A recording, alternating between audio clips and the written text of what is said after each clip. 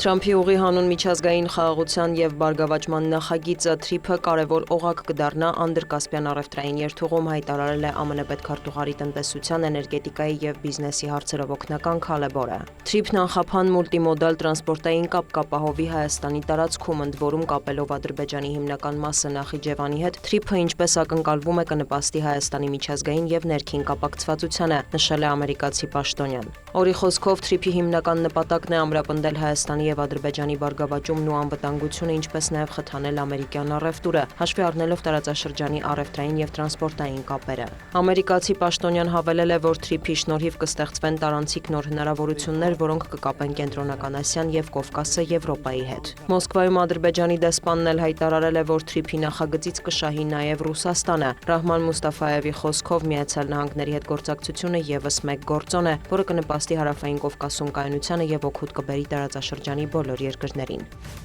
Ռուսաստանում տարօրինակ եւ քիչ հավանական են համարում հայկական երկաթուղիների կառավարումն այլ երկրի փոխանցելու հնարավորությունը, հայտարարել է ՌԴԱԳՆ պաշտոնական ներկայացուցիչը։ Մարիա Զախարովան հավատացրել է, որ Մոսկվան հետևողականորեն հանդես է գալիս տարածաշրջանում բոլոր հաղորդակցությունների ապաշրջափակման օգտին։ Նրա խոսքով այդ ուղղությամբ շատ բան է արվել Հայաստանի, Ադրբեջանի եւ Ռուսաստանի եռակողմ աշխատանքային խմբի շրջանակում։ Հարավկովկասյան երկաթուղի ընկերությունը կառավարում է հայկական երկաթուղիներն ավելի քան 20 տարի ու ոչ միայն կայուն կատարում է կոնցեսիոն համաձայնագրի պայմանները, այլև զգալի միջոցներ է ներդնում ենթակառուցվածքների եւ շարժակազմի մեջ։ Ստեղծվել են մեծ թվով աշխատատեղեր, մանրամասնել է Զախարովան։ Նա հավելել է, որ ռուսական օպերատորները Հայաստանին չեն զրկում մրցակցային առավելությունից, հակառակը ստեղծում են դրանք։ Զախարովան հիշեցրել է օրերս Ռուսաստանի փոխվարչապետ Ալեքսեյ Օվերչուկի արած հայտարարությունը, որ Հայաստանի խնդրանքով Մոսկվան եւ Երևանը բանակցություններ կսկսեն երկաթուղիների երկու հատվածի վերականգնման վերաբերյալ, որոնք կապահովեն Հայաստանի երկաթուղային կապը Ադրբեջանի եւ Թուրքիայի հետ։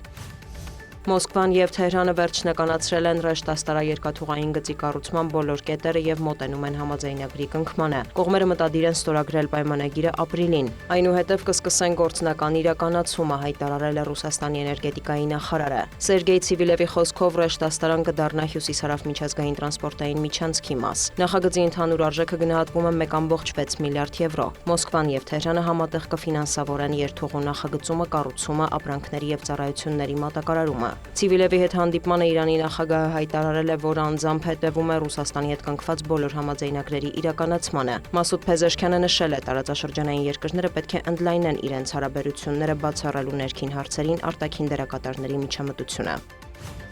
Բուդապեշտը դադարեցրել է դիզելային վառելիքի արտահանումը Կիև։ Հունգարիայի արտաքին գործերի նախարար Պետեր Սիարտոն հայտարարել է, որ չեն չեղարկի այս որոշումը, քանի դեռ չեն վերականգնվել դրուժբա խողովակաշարով նավթի մատակարարումները Հունգարիա։ Նմանատիպ որոշում է կայացրել նաև Բրատիսլավան։ Սլովակիայի վարչապետ Ռոբերտ Ֆիցոն սպառնացել է Կիևին դադարեցնել նաև էլեկտրաէներգիայի մատակարարումը։ Դրուժբա խողովակաշարով տարանցումը դադարեցվել է հունվարի վերջին, ենթակառուցվածքը վնասվել է ռազմական գործողությունների հետևանքով։ Ավելի վաղ Սիարտոն հայտնել էր, որ Կիևը ձգձգում է վերականգնումը քաղաքական պատճառներով։ Խողովակաշարը Ռուսաստանից Բելարուսով անցնում է դեպի Լեհաստան եւ Գերմանիա, ապա Ուկրաինայի տարածքով Հունգարիա, Սլովակիա եւ Չեխիա։ Դիանա Գասպարյան, լուրեր։